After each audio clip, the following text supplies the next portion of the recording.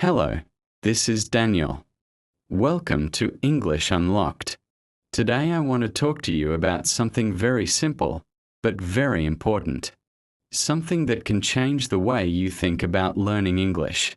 You don't need motivation to learn English. This may sound strange at first, because motivation is what people talk about all the time. They say you need motivation. They say you need discipline. They say you need strong willpower. But real life doesn't work like that. Most people don't fail because they are lazy. They fail because they believe learning must always feel active, exciting, and productive. And when it doesn't feel like that, they think something is wrong with them. But nothing is wrong. Motivation is not stable. It comes and goes. Some days you feel inspired. Some days you feel tired, distracted, or empty. That's normal. Language learning cannot depend on motivation, because motivation is emotional, and emotions change. English does not need emotion. It needs time. Think about how you learned your first language. No one asked if you felt motivated.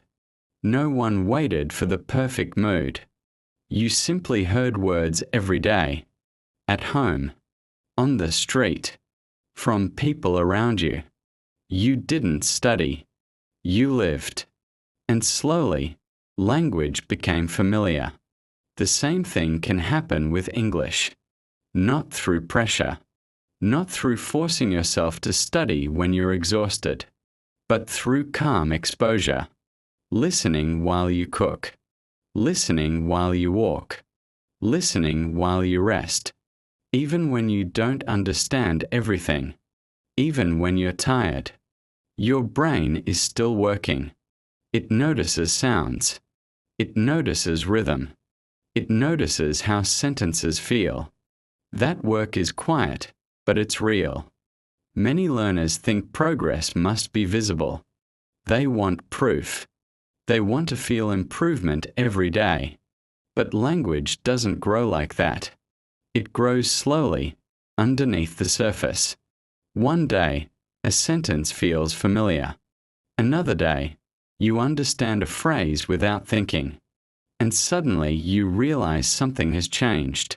Not because you pushed harder, but because you stayed. So if today you feel unmotivated, that's okay.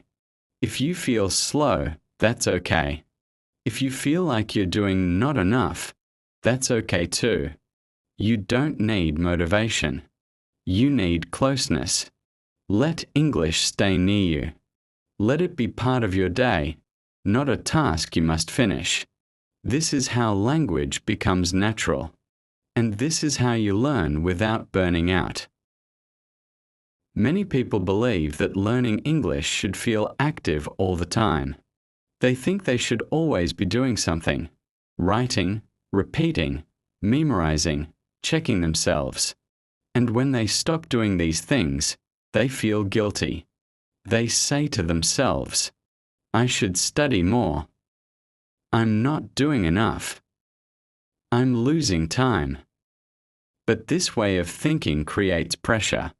And pressure makes learning harder. English does not disappear when you are not actively studying. It doesn't reset. It doesn't punish you for resting. Language stays in your brain quietly. Think about how often you hear English during the day. In music. In videos. In short phrases online. In conversations you don't even focus on. All of this counts. Your brain doesn't need your permission to learn. It doesn't wait for you to open a book.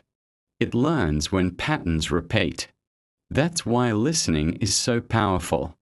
When you listen to English regularly, even passively, your brain starts building familiarity. Not with rules, but with sound. You begin to recognize how sentences usually start, how they usually end. Where people pause, where they soften their words. This happens even if you are tired, even if you are distracted, even if you are not trying. And that's important, because real life is not a classroom. You don't always have energy. You don't always have time. You don't always have focus. So learning must fit into real life, not fight against it. You don't need long study sessions. You don't need perfect plans. You need regular contact. 10 minutes of listening while walking is better than 1 hour of studying once a week. Not because it's more intense, but because it's more consistent. Consistency is calm. It doesn't shout. It doesn't demand motivation. It simply repeats. And repetition is what makes English feel normal. When English feels normal, fear disappears. You stop thinking, what if I say it wrong? What if I don't understand? You start thinking, I've heard this before. This sounds familiar. That feeling is confidence. Not loud confidence. Quiet confidence. The kind that stays even on bad days. So if you're listening now and thinking you're not doing enough, let that thought go. Listening is doing something. Staying close to the language is progress. You don't need to rush. You don't need to catch up. English is not running away from you. It's waiting calmly. And every time you listen, you move closer, even if you don't feel it yet. There is another idea that often blocks people from learning English. They think learning should look productive. They want to see results. They want to check progress. They want proof that today was useful. And when learning doesn't look productive, they feel disappointed. But language learning is not a visible process. You don't see your brain adapting. You don't see connections forming.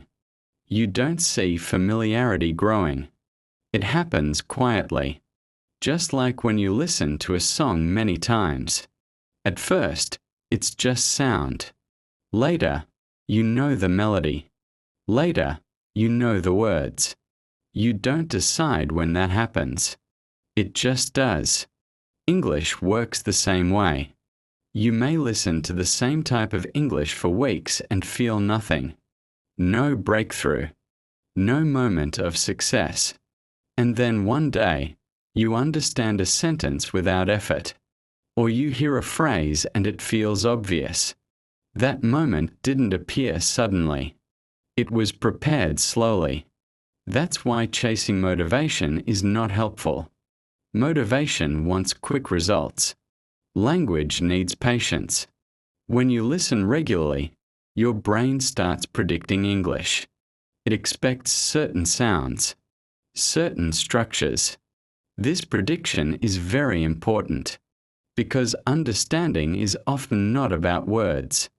It's about expectation. You understand because your brain already knows what usually comes next. That knowledge doesn't come from studying rules. It comes from exposure. This is why passive listening is not passive at all.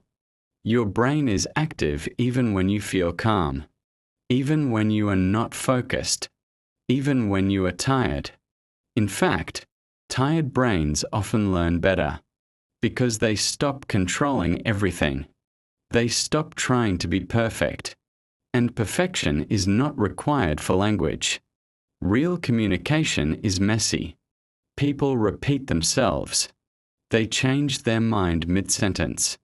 They correct themselves. And English allows that. You don't need to be sharp. You don't need to be fast. You need to be familiar. Familiar with how English sounds. Familiar with how it flows. Familiar with how it pauses. That familiarity creates ease. And ease is what keeps people learning long term. Not motivation. Not pressure. Not guilt. Just regular, calm contact. So if you feel like today's listening was quiet, uneventful, or boring, that's okay. Boring does not mean useless. boring often means your brain feels safe. And safe brains learn. You are not wasting time. You are building a foundation. Quietly. Steadily. And that foundation will support you later, when you speak, when you listen, when you live your life in English. Another thing many people don't realize is how much pressure they put on themselves without noticing it. They listen to English and immediately judge the experience. Was it useful? Did I understand enough? Did I learn something new? These questions appear automatically, but they create tension. And tension blocks learning. When you judge every listening session, you turn language into a test. And tests activate fear. Fear says, I'm not good enough. I'm too slow. I should understand more. But English doesn't need to be measured every day. It needs space. When you allow English to exist without evaluation, something changes. Your mind stops resisting. Your attention softens. You start hearing English instead of checking yourself. That's when listening becomes deeper. Your brain begins to connect sounds naturally, not because you force it, but because it finally has room to do its job. Think about moments when you learned something without trying. A melody, a face, a place. You didn't analyze it. You simply experienced it repeatedly. Language works the same way. Every time you hear English in a calm state, your brain adds another small layer of familiarity. You don't feel it immediately, but it stays. And one day, you suddenly understand more than you expected. That's why comparing yourself to others is also dangerous. You don't know how long they've been listening. You don't know what kind of exposure they've had. Language learning is not a race. It's not even a journey with a clear direction. It's a relationship. And relationships grow best without pressure. If you force closeness, it breaks.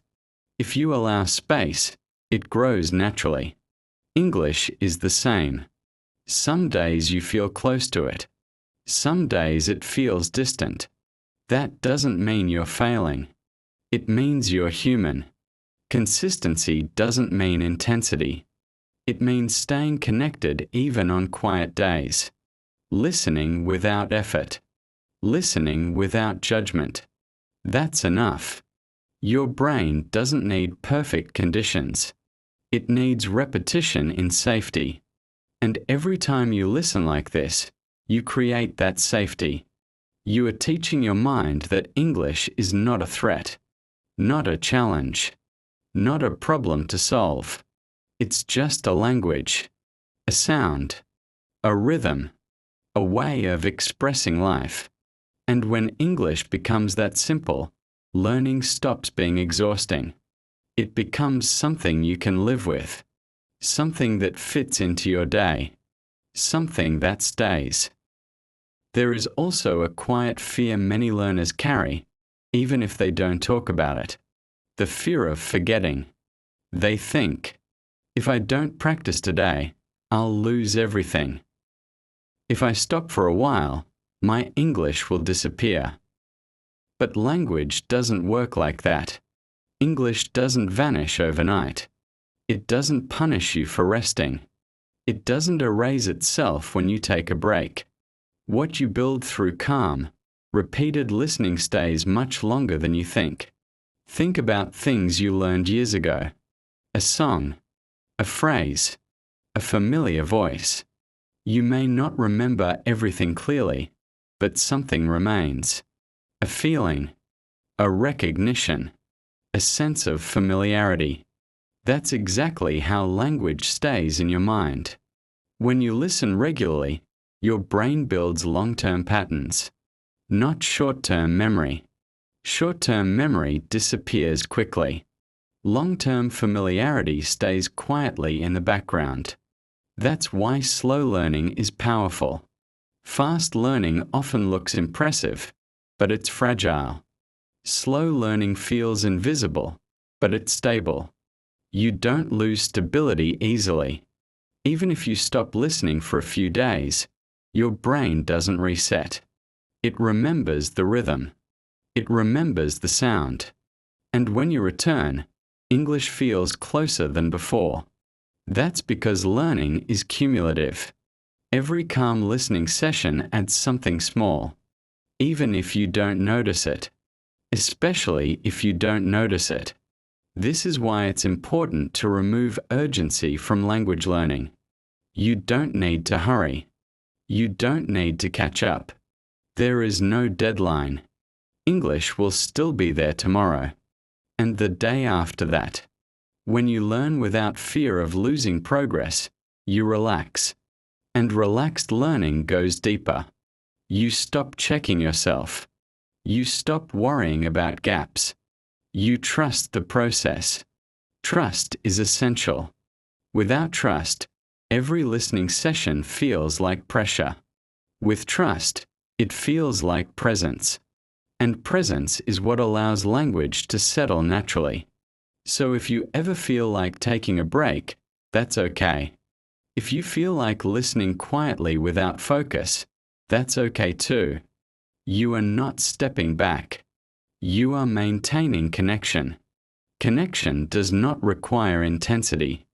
It requires continuity. And continuity can be gentle. English does not need you to fight for it. It needs you to stay near it. That's all. And staying near is something you can do without effort, just by listening. Another quiet mistake many people make is believing that learning English must always feel like improvement. They listen and immediately ask themselves, "Am I better now? Did I move forward?"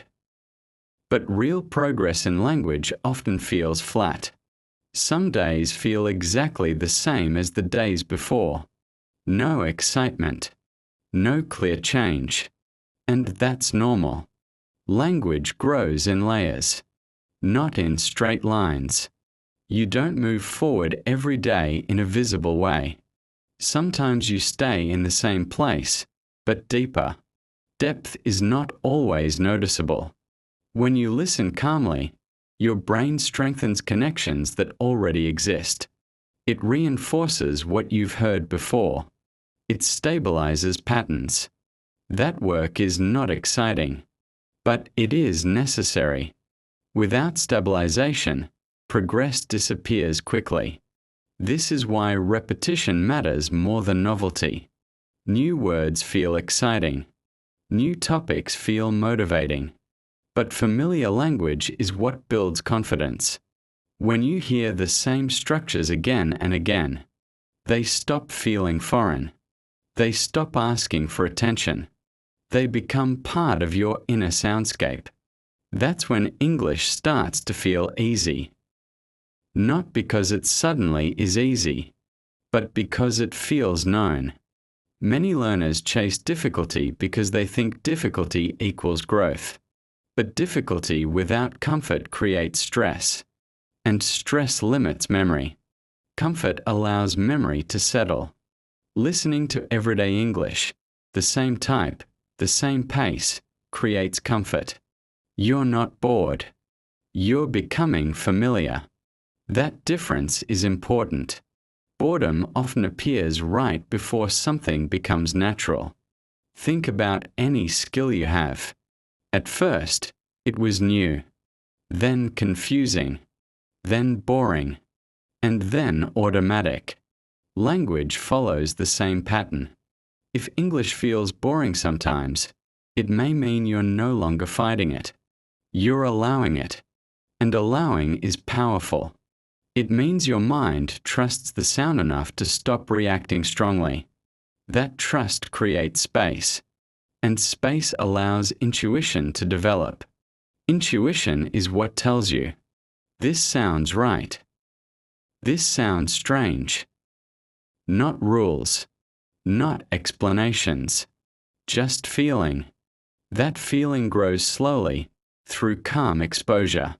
So if today's listening feels quiet, uneventful, or repetitive, that's okay. You're not stuck. You're settling. And settling is how English becomes part of you, not as a subject, but as something familiar, something that belongs. At some point, learning English stops feeling like an activity and starts feeling like a presence in your life. It's no longer something you do. It's something that exists around you.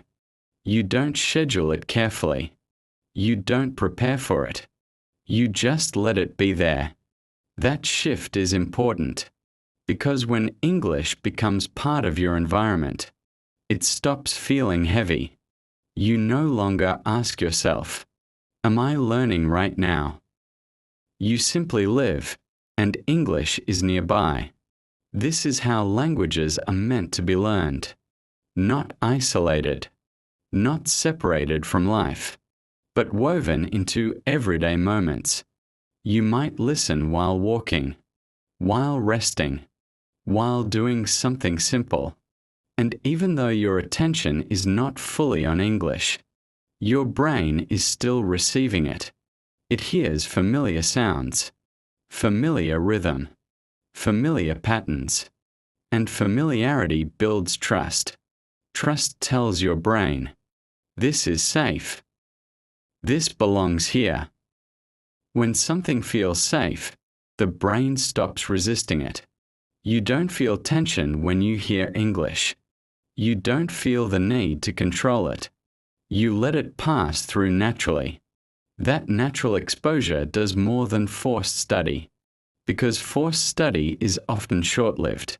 It depends on mood, on energy, on discipline. But presence is stable. Presence doesn't need motivation. English can be present in your life even on difficult days, even when you feel tired, even when you don't feel productive.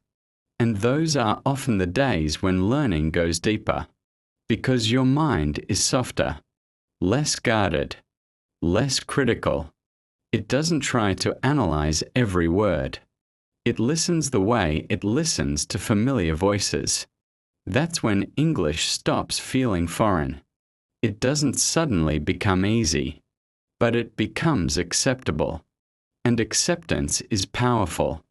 When you accept a language, you stop fighting it. You stop asking if you're good enough. You stop checking your level constantly. You allow yourself to exist in the language, without judgment. That's when confidence begins to grow. Not confidence in rules, not confidence in vocabulary, confidence in being there, in staying in the sound, in allowing mistakes, pauses, uncertainty. Real communication is built on that, not on perfection. So if English is slowly becoming part of your background, that's not a bad sign. It's a very good one. It means English is no longer a challenge to overcome. It's becoming a space you can enter, quietly, naturally, without effort. And that's how learning continues, even when you're not trying. There is a moment in learning when you stop asking yourself, "Am I doing this correctly?"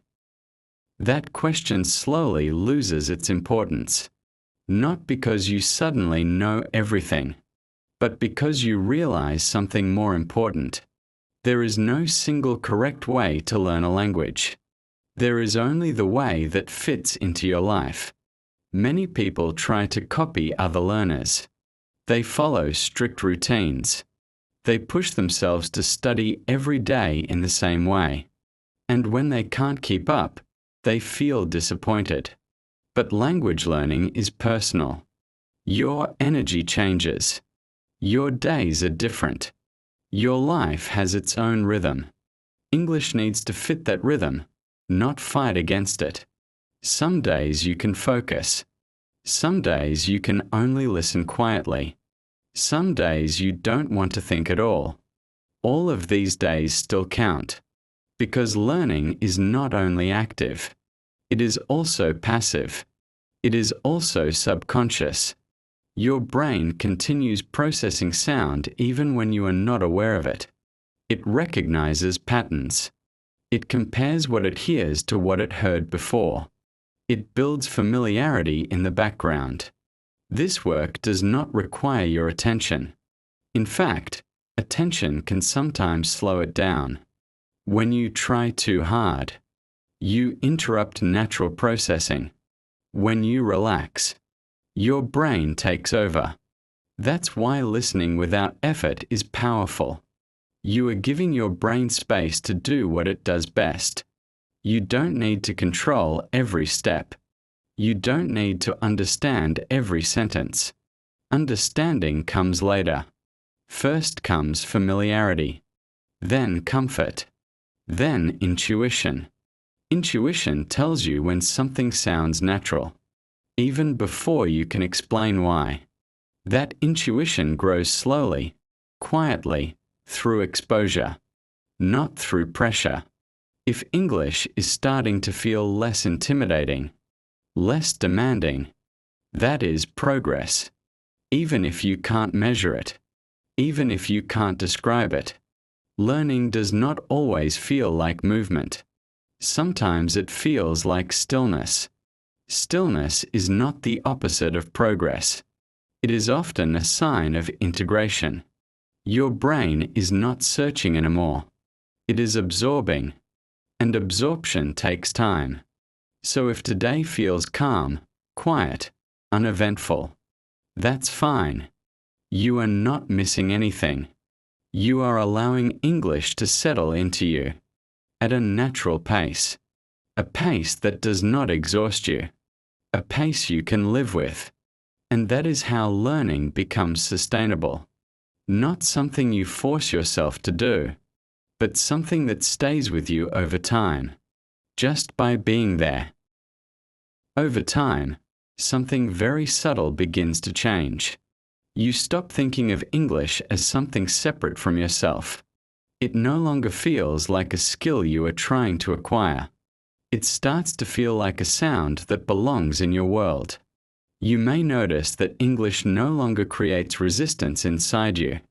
There is no inner tension, no pressure to perform. You hear it, and it feels familiar enough to stay. This is an important shift, because resistance is what makes learning exhausting. When you resist, you try to control every part of the process. You ask yourself if you're doing enough, if you're doing it right, if you're moving fast enough. But when resistance fades, learning becomes lighter. English stops feeling like something you must chase. It feels like something that walks alongside you. You might not notice this change immediately. It doesn't announce itself. It shows up quietly. You hear a sentence and don't feel stressed.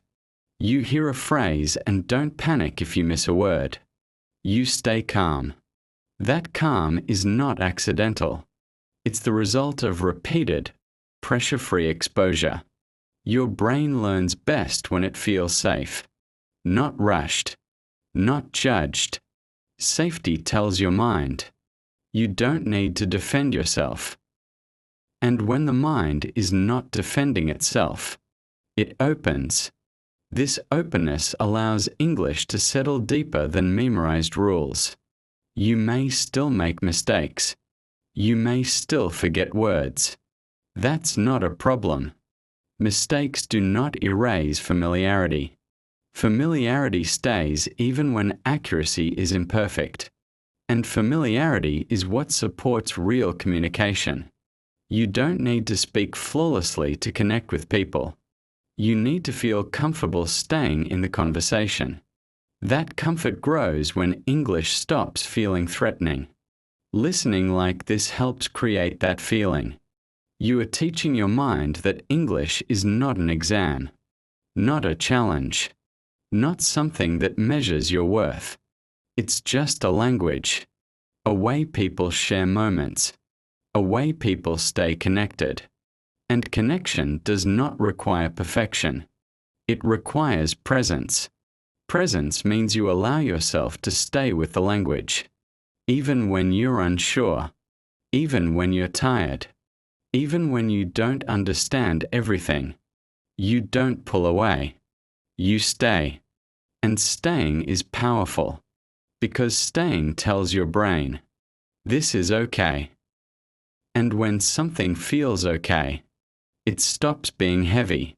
English becomes lighter, more natural, easier to live with, not because it changed, but because your relationship with it did. And relationships grow slowly, through calm, repeated contact. That's exactly what you're doing now. There is a point where learning English stops being about improvement and starts being about trust. You trust that even when you don't feel progress, something is happening. You trust that listening is enough for today. You trust that you don't need to control every step. This trust doesn't appear suddenly. It grows slowly, through repetition. Every time you listen without pressure, your brain learns that English is not dangerous. That may sound strange, but many people experience language as a threat to confidence, a threat to identity, a reminder of mistakes. When English feels like a test, the body reacts with tension. But when English feels like a presence, the body relaxes. Relaxation is not laziness. It is readiness. A relaxed brain absorbs more than a stressed one. That's why learning English does not need to feel intense. Intensity creates resistance. Gentleness creates openness. You may notice that after listening calmly for a while, English begins to appear in your thoughts naturally. A word comes to mind without effort. A phrase sounds familiar when you hear it somewhere else. These are signs of integration, not achievement, not success. Integration. English is becoming part of your internal world. You don't have to hold on to it tightly. You don't have to protect it. It stays because it belongs. This is very different from memorization. Memorization feels fragile.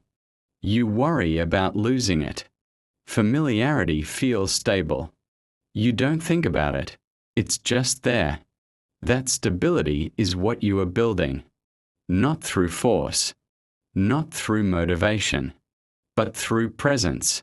When you show up again and again, even quietly, even passively, your brain understands that English is part of your environment, and environments shape us naturally.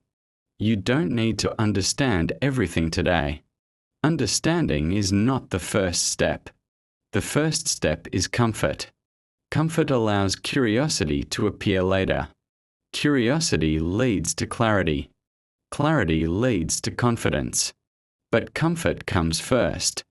If English feels calmer now than it did before, that is progress. If it feels less heavy, that is progress. If you don't feel the urge to escape from it, that is progress. These changes are subtle, but they are real. They don't disappear easily. They stay with you, quietly supporting you, even on days when you don't listen. So if today's listening feels gentle, slow, almost uneventful, that's exactly how it should feel. You are not missing anything. You are letting English settle into a place where it can stay long term. And long term is where real learning lives. You don't need to push yourself anymore. You don't need to prove anything. Not to the language. Not to yourself. English doesn't ask for pressure. It doesn't ask for motivation. It doesn't ask for perfection. It stays when you allow it to be part of your life. You listened. You stayed. You gave English space. And that is enough. Learning a language is not about reaching a finish line. It's about building a relationship that feels calm, familiar, safe. You don't need to rush forward. You don't need to catch up. You don't need to measure yourself against anyone else. Every time you listen like this, English becomes less foreign, less demanding, more human. And that's how real learning happens. Quietly, naturally, over time. This is English Unlocked.